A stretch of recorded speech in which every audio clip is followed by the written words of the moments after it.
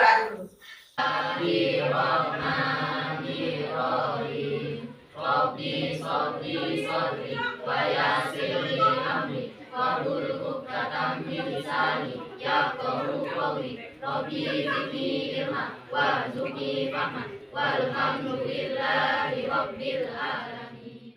Apa kabar semuanya? Baik. Ada yang dapat masuk hari ini? Hadir semua.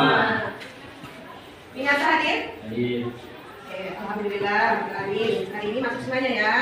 Sudah bisa dimulai pelajaran hari ini? Nah, hari ini pelajaran tentang sejarah masuknya agama Islam ke Indonesia.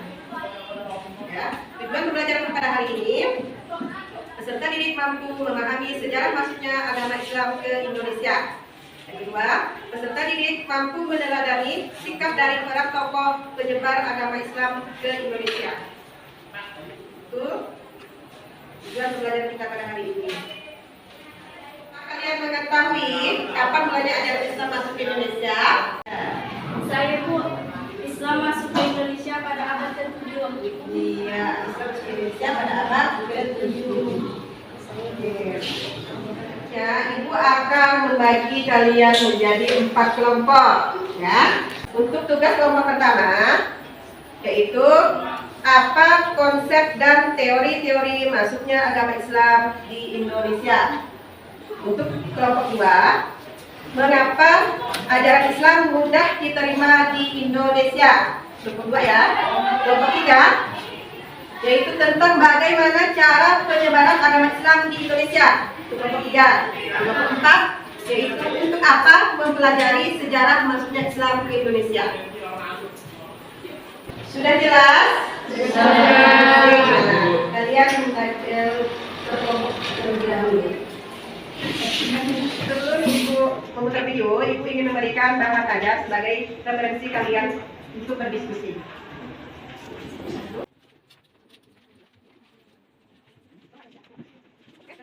Ya, sambil kalian berdiskusi ya. Awal mula sejarah masuknya Islam ke Indonesia hingga menjadi agama dengan penghulu terbesar di Nusantara.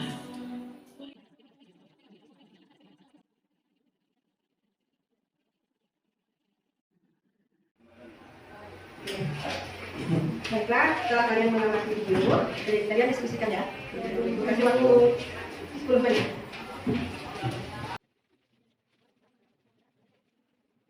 Siapakah sudah selesai semuanya? Oke, coba kelompok 1. Kelompok 1, presentasikan hasil diskusinya. Kami akan mempresentasikan hasil mengamati video yang dibukakan di layar tentang teori masuknya agama Islam ke Indonesia. Pertama, teori Gujarat. Teori ini dipelopori oleh Sino Kubren. Menurut teori ini, Islam masuk sekitar abad ke-13, dibawa oleh para pedagang Islam Gujarat, India. Bukti teori Gujarat adanya batu nisan Sultan Malik Al-Saleh. Teori Persia. Teori Persia didukung oleh Hussein Jaya Diningrat dan Umar Amir Hussein. Mereka berpendapat bahwa Islam masuk ke Indonesia melalui para pedagang yang berasal dari Persia, bukan dari Gujarat. Teori yang ketiga yaitu teori Arab. Teori ini dipelopori oleh Julia Hamka. Menurut teori ini, pengaruh Islam telah masuk ke Nusantara sekitar abad ke-7 pada masa kekhalifahan dan dibawa langsung oleh pedagang Arab. Bukti teori Mekah. Adanya tulisan naskah kuno Cina dinasti Itai yang menuliskan adanya pemukiman saudagar Arab di wilayah baros pantai barat samudra. Teori yang keempat yaitu teori Cina. Menurut Sumanto Al-Qutubi, Islam mulai berkembang di Cina pada masa dinasti Tang 618 Masehi, dibawa oleh panglima yang bernama Said bin Waqqas pada masa dinasti Tang. Terdapat sejumlah pemukiman Muslim. Kebiasaan mereka suka bermigrasi ke Asia Tenggara dan menyebarkan agama Islam.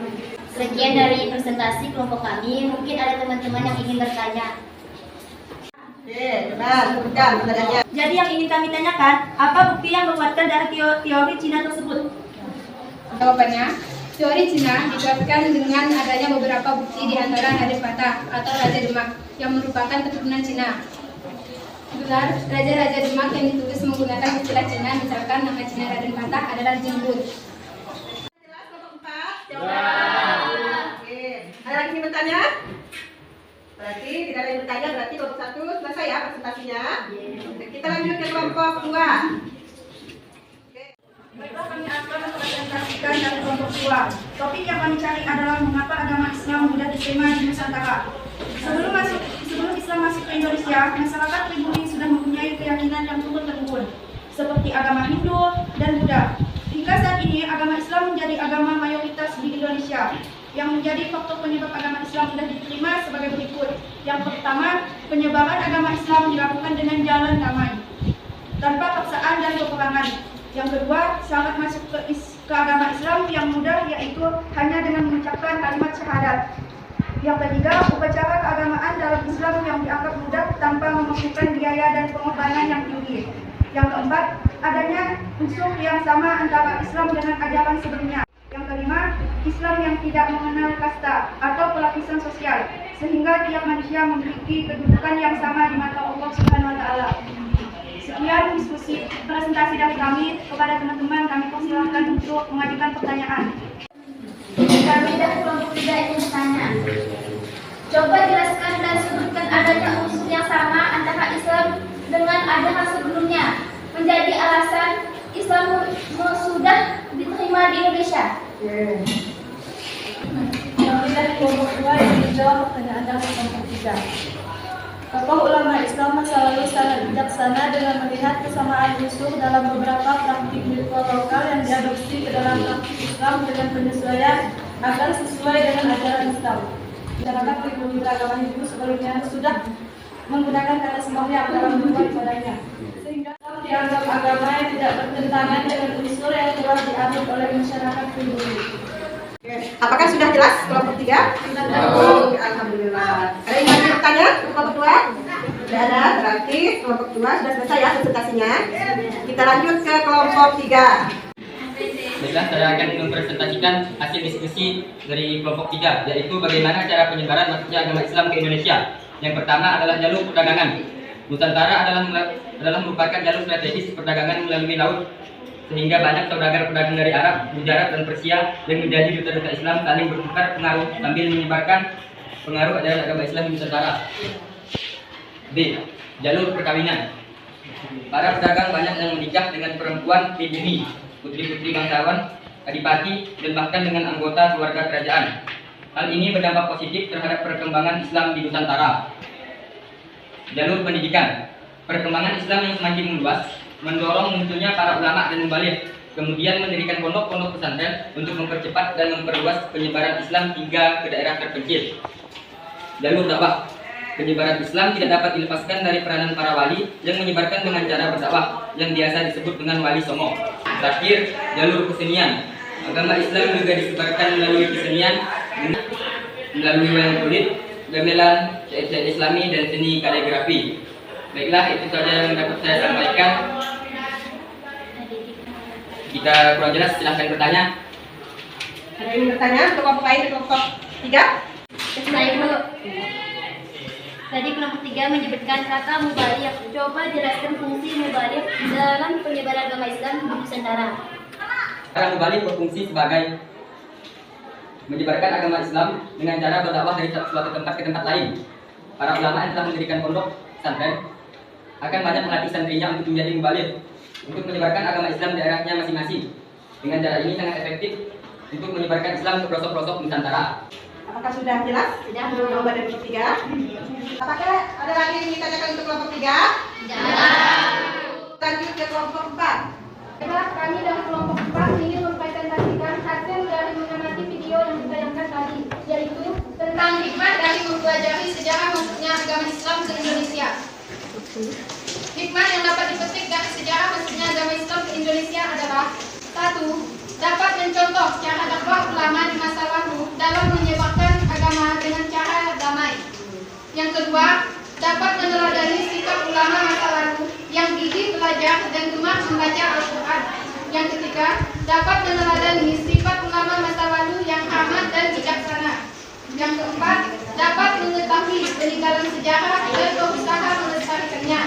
Yang kelima, dapat meningkatkan sikap cinta tanah air. Yang keenam, sebagai motivasi dalam menghadapi tentang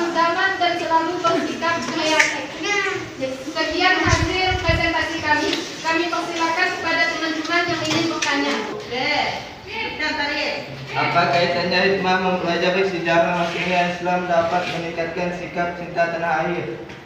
Ulama masa lalu yang mengerti karakter masyarakat Nusantara yang mencerminkan keberagaman budaya dan etnis yang ada di Indonesia.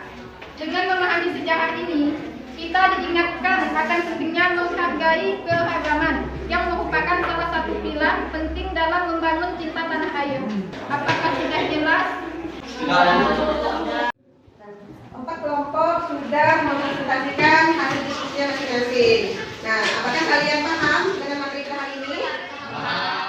Yang pertama, gigi dalam menuntut ilmu.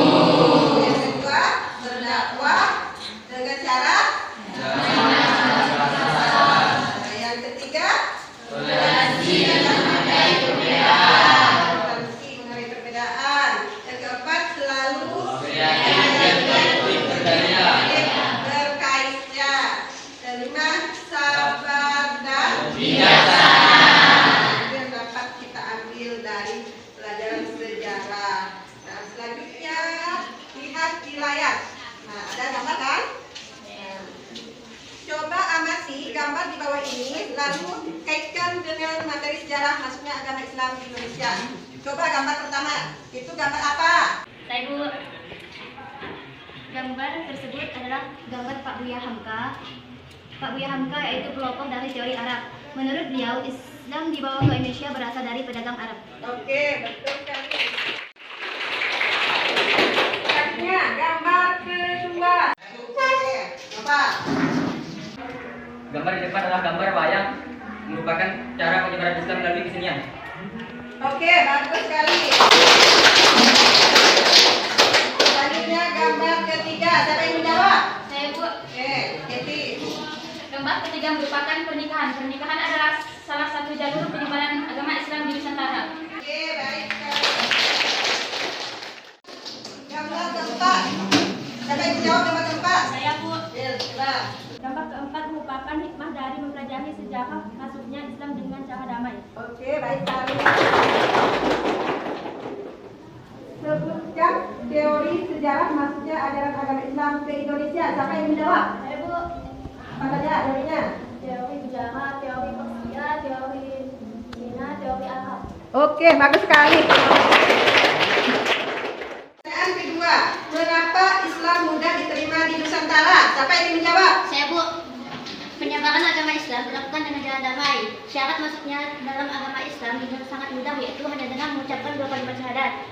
Upacara keagamaan dalam Islam sangat mudah tanpa menggunakan biaya dan pengorbanan yang tinggi. Oke, baik, benar sekali. Selanjutnya pertanyaan nomor 3 ya. Bagaimana cara sejarah penyebaran ajaran Islam di Indonesia? Siapa yang menjawab? Saya Bu. Ya sih, coba. Cara penyebaran ajaran agama Islam di Indonesia dapat melalui beberapa jalur, yaitu jalur pendidikan, jalur perkawinan, jalur perdagangan, jalur dakwah, dan jalur kesenian. Oke, benar. Pertanyaan yang terakhir, keempat, sebutkan hikmah atau ibrah dari sejarah masuknya ajaran Islam di Indonesia. Siapa yang menjawab? Putri. Satu, gigi dalam menuntut ilmu. Dua, berdakwah dengan cara damai tanpa kekerasan. Iya. Tiga, toleransi dan menghargai perbedaan.